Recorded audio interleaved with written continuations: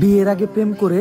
Hello guys, কেমন আছেন সবাই? আশা করি সবাই খুব ভালো আছেন। আজকের এই ভিডিওটিতে আমরা দেখব 2025 সালের সবচেয়ে সেরা 10 জন টিকটকার যাদের বর্তমানে ফ্যান ফলোয়ার রয়েছে প্রচুর, যাদের ভিডিও সবসময় টিকটকের ফর ইউকে গরম করে রাখে, এমনই সেরা 10 জন টিকটকারকে দেখব আজকের এই ভিডিওটিতে। দেখব কার কত ফলোয়ার রয়েছে এবং কার চাইতে কার ফলোয়ার বেশি, এটাও জানার জন্য চেষ্টা করব। তো চলুন বেশি কথা না বাড়িয়ে আমরা মূল ভিডিওতে চলে যাই। আজকের এ তালিকার 1 নম্বরে রয়েছে বাংলাদেশের সেরা একজন টিকটকার ওমর অন ফায়ার। ওমরের বর্তমানে টিকটকে ফলোয়ার রয়েছে 12 মিলিয়ন প্লাস। একটা সময় ওমর শুরু করেছিল টিকটক থেকে, এখন বর্তমানে পার্ট টাইম টিকটকার এবং ফুল টাইম কন্টেন্ট ক্রিয়েটর হয়ে গিয়েছে। আসলে অনেকেই টিকটক থেকে স্টার্ট করে কিন্তু নিজেকে টিকটকার বলতে স্বাচ্ছন্দ্য বোধ করে না, এটাই বাস্তব। আজকের এ তালিকার 2 নম্বরে আমরা যাকে রেখেছি সে হচ্ছে এমদাদুল। অনেকেই এমদাদুলকে গরিবের বাপ্পারাস নামে চিনে থাকে। এমদাদুলের বর্তমানে টিকটকে ফলোয়ার রয়েছে 10 মিলিয়ন প্লাস। আজকে যেই সকল টিকটকারদের কথা বলছি এদের কিন্তু সবারই আউটসাইড যে কোনো প্ল্যাটফর্মে আইডি বা চ্যানেল রয়েছে। অনেকের ইউটিউবে চ্যানেল রয়েছে, অনেকের ফেসবুকে পেজ রয়েছে। এরা সেখান থেকে হিউজ পরিমাণ আর্ন করে থাকে। আজকের এ তালিকার 3 নম্বরে আমরা যাকে রেখেছি সে এক সময়ের বাংলাদেশের আলোচিত এবং সমালোচিত টিকটকার অপু ভাই।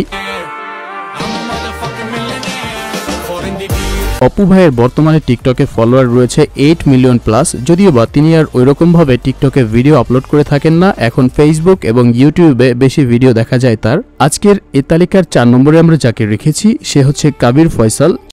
সে বলেছিল আমি তোমার সবথেকে কাছের মানুষ হব, যার বর্তমানে টিকটকে ফলোয়ার রয়েছে 2 মিলিয়ন। যদিও বা তার অনেকগুলো আইডি নষ্ট হয়ে গিয়েছে, এর জন্যই তার এটা নতুন আইডি। কাবির ফয়সাল সারা বাংলাদেশের জনপ্রিয় একজন ব্যক্তি, যদিও বা তিনি টিকটক থেকে শুরু করেছিল। বর্তমানে Kabir Faisal full time content creator. তার একটি আইডি বা পেজ রয়েছে যেটা দ্য আজাইরা পাবলিক। এই আজাইরা পাবলিক সারা বাংলাদেশে ব্যাপক পরিমাণ জনপ্রিয় একটি টিমের নাম। এখানে তার আরো কয়েকটি সাঙ্গপাঙ্গ রয়েছে, কাবির ফয়সালের সাথেই তারা কাজ করে থাকেন। আজকের এ তালিকার 5 নম্বরে আমরা যাকে রেখেছি সে সারা বাংলাদেশের বর্তমান সময়ের আলোচিত একজন ব্যক্তি, থটস অফ বেলাল।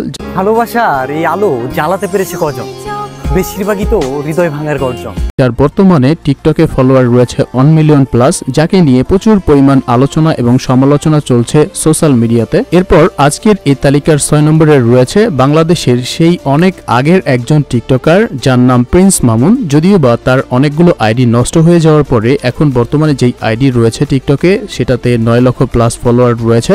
এই টিকটকার সাপরি এই সকল কথা কোথায় থেকে এসেছে? এই সকল কথা এসেছে প্রিন্স মামুনের মতো টিকটকারদের কাছ থেকে। এই যে টিকটকার, তারা যেই সময় টিকটক অ্যাপস স্টার্ট হয়েছিল ওই সময় থেকে টিকটকার প্রিন্স মামুনকে আমি দেখেছি। অনেক আগে বাংলাদেশে ব্যাপক পরিমাণ জনপ্রিয়তা অর্জন করেছিল একটি অ্যাপস, সেটা হচ্ছে লাইকি থেকে জনপ্রিয়তা অর্জন করেছিল প্রিন্স মামুন, সেখান থেকেই তিনি টিকটকে এসেছেন।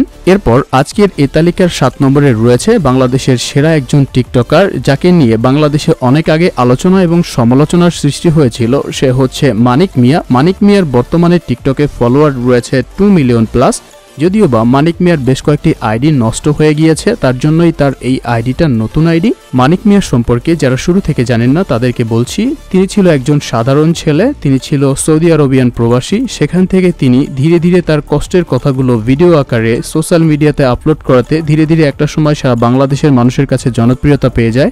এরপর আজকের এ তালিকার 8 নম্বরে রয়েছে এলেক্স সবুজ। এলেক্স সবুজ ছেলেটা এমন একটা ছেলে যে সুস্পষ্ট ভাষায় কথা বলতে পারতো না। প্রথমত যেই সকল ভিডিওগুলো তৈরি করতো সেই সকল ভিডিওগুলো একদম খ্যাত কোয়ালিটির হতো, মানে মাছ ধরার ভিডিও। আসলে বাঙালির যখন যেটা ভালো লাগে, আমি কিন্তু এলেক্স সবুজকে ছোট করে বলছি না, আসলে বলতে চাচ্ছি এটা মূর্খ বা শিক্ষিত এটা দিয়ে কোনো কিছুই যায় আসে না। আপনি টিকটকে ভিডিও তৈরি করবেন, আপনার ভিডিও মানুষের ভালো লাগলে এটাই আপনার সফলতা। বর্তমানে একজন সাধারণ ছেলে, এলেক্স সবুজ একেবারে সাধারণ ঘরের একটি ছেলে যার ভেতরে কোনো প্রকার অভিনয়ের বা কোনো কিছুরই স্কিল নেই, সেই ছেলেটা কেমন করে আজ সারা বাংলাদেশের ভেতরে ব্যাপক পরিমাণ জনপ্রিয়তা পেয়ে গেল। তাকে নিয়ে নানান প্রকার আলোচনা সমালোচনা থাকলেও তার কিন্তু পকেট ভর্তি মানি রয়েছে।